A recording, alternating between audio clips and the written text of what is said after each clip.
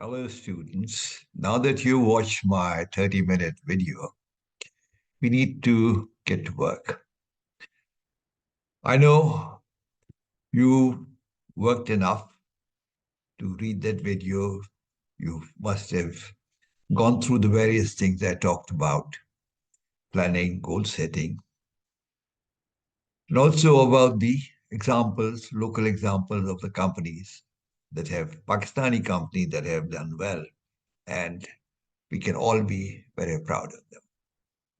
But before we put you to work, let me just, rephrase or remind of something as to what does the planning do, or what planning is.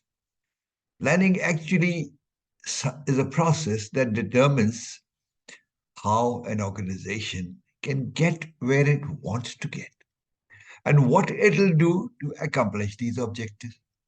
Now, in more formal terms, as you read in the management books and so on and all that, they say it's a systematic development of action programs aimed at reaching agreed upon business objective by analyzing, evaluating, and selecting among the opportunities which are foreseen. Now, it may sound very happy, but in any organization that you set up a goal, a target where you want to be, what do you want to do with your product or what you do with the organization, you obviously have to work on analyzing what the present situation is, evaluate what is likely to be in the future, and then see what is the best opportunity that is going to be available, which can be foreseen. So, this is what planning is. Now, let's take it to your own personal career. I mentioned in that video also, but let's go in a scenario that you looking at. You're not looking. You see, you're not basically looking at something like just getting a job. You're looking at becoming a top executive in an organization. Or you're not looking at just starting your warehouse or starting your software or starting your beauty parlor or starting your restaurant or whatever. It's not what you think of starting. Think eventually, where do you want your organization to be? Now, think of all these people when they leaders that we talk about, Elon Musk and Bezos and others and so on and all that, they had a future plan that went through steps. You understand? But they had a future plan. So with your career also, you have to have a planning. First of all, you want to know what do you want to do in life. Where do we want to be 10 years, 20 years down the line? You have to have that. If you don't have that, you're just like the situation of the Alice and the Cheshire Cat. Now, here, you will decide what is it, what kind of education that will get me to where I want to go. Now, do I need the education or don't I need the education? That's also a question sometimes that you may ask. Then you're going to be looking at what is the market like presently? What is the market likely to be in future? What is the competition state in the present day? Are we going to be in the blue ocean? Are we going to be in the red ocean? So all these questions you have to be asking.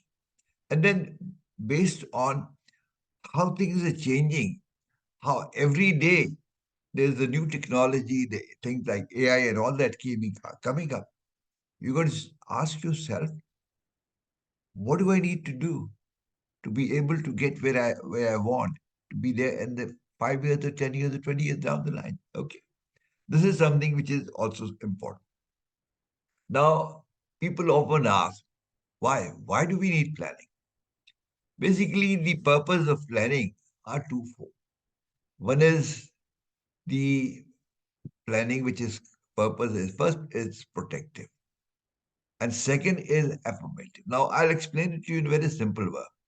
The protective purpose of planning is to minimize your risk by reducing the uncertainty surrounding our business and clarifying what the consequences are likely to be or related management action, right? And as far as the affirmative process purpose is concerned, it is basically to increase the degree of your organizational success. Now, I will just run through few of the basic steps in planning process before I put up the question that you need to be answering. First step is you need to state your organizational objectives or your personal objective, not in the short term, not in the immediate term, but also in the immediate term, mid-term, and in the long term.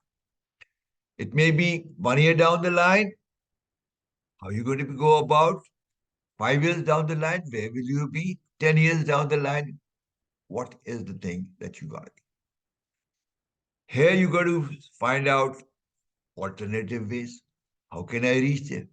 If you want to establish a software house, if you want to establish a restaurant, if you want to get a job. Now, every organization has a culture.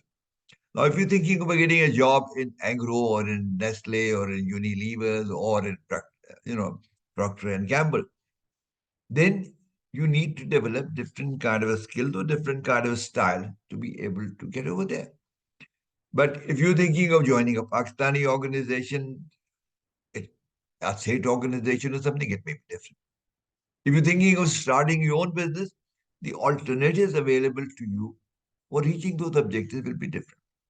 Now, here you also have to base certain things on certain assumptions.